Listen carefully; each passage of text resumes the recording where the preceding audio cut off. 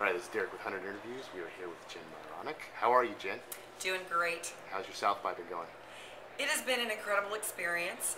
I've been behind the camera, much like yourself, and over in the Microsoft Tech Set Blogger Lounge, I've been shooting fantasy mobile application videos. So what's your fantasy application? What can Microsoft potentially build that would be useful? We asked 9 industry leaders their perspective and what they would like to see created, and it's been a really fascinating project.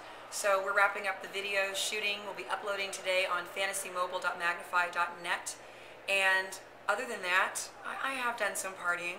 Oh, a little partying. I've been able to attend a few places where people and drinks have mixed on the lovely streets of Austin. So you think this is more about the interaction with the people or the sessions, kind of getting the information? South by Southwest interactive, yes, interactive. And I think I was saying to other people that it should be called also sleeplessness by sleeplessness. What?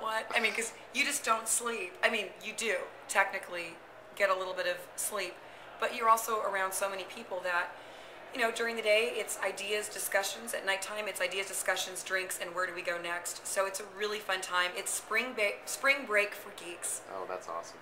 So you're thinking about a new project. We were talking about this earlier. Maybe a movie project? Yes, I produce videos. Typically, I work on things like public policy and history, a little bit of corporate video, but I'm actually thinking about dabbling into a new territory, looking at potentially shooting a comedy feature in the Bay Area in San Francisco. It'd be a tech comedy.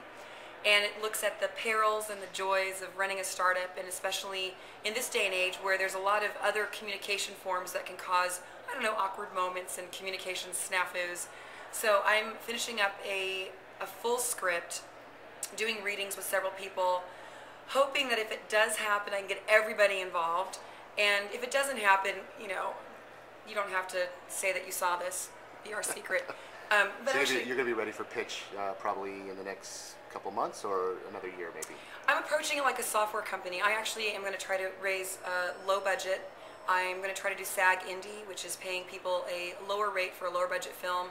I want to use local crews, everybody, local actors, and see if we can put together a really good film project, very much like Swingers, but for Silicon Valley. Oh, that's awesome. So the whole reason that the 100 Interviews project came about was we were trying to get into the insight of kind of the more well-known social media people. Really want to understand how you're using social media in your regular life. Not so much your business, but how are you connecting with friends, with family, and any kind of stalkers that might be out there.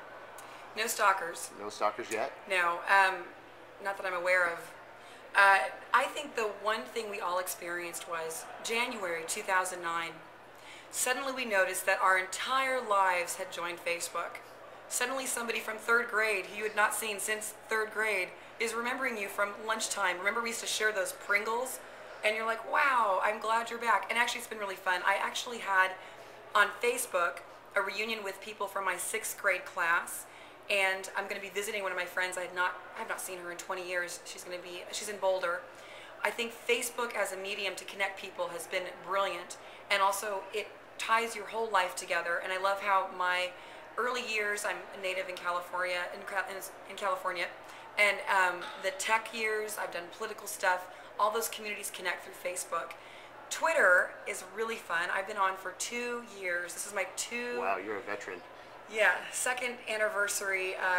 Got on in March of 2007, and it has been pretty fun. I enjoy using it for 2 purposes. One, to communicate with people, obviously, you know, in general, doing ats and DMs and different status updates, but also for myself. I'm using it personally as a way to chronicle things in my life, and I look back as almost a very short diary journal entry, kind of like instead of a GPS tracker, it's a tweet tracker, and you can look back, and this is going to be true for all of us. Right. The life of Jen.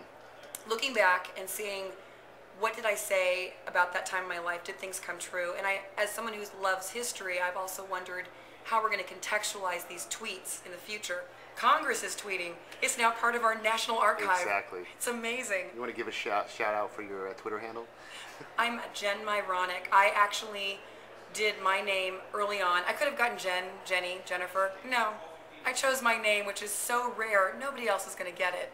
But I got it, and I've been on with that same name. And early adopter. Now everyone is going to their name. Somewhat Frank, Frank Gruber. Yes. Factory Joe, Chris Messina. Yeah. So you were a trendsetter is what you're trying to tell me. No, I just was someone who was lazy and got Jen Myronuk. But you know, if you're not following her, you're missing a lot because she is not only sassy, but she's quite funny too. So. Sometimes. So, speaking of funny, we want to probably wrap this up with, I know you live with Tara Hunt, and Yes. you might have some funny stories that have come out from all the people and personalities that you come in contact with on a daily basis. You want to share any of those with us?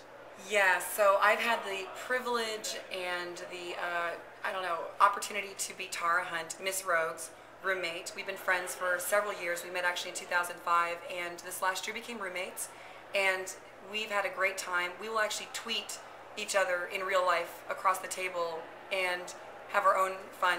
So one thing I like to do is come up with little phrases, and I don't know if people notice them. She does. A few people may retweet this, but so the recent one, I've been getting over a flu, and my voice is still not recovered.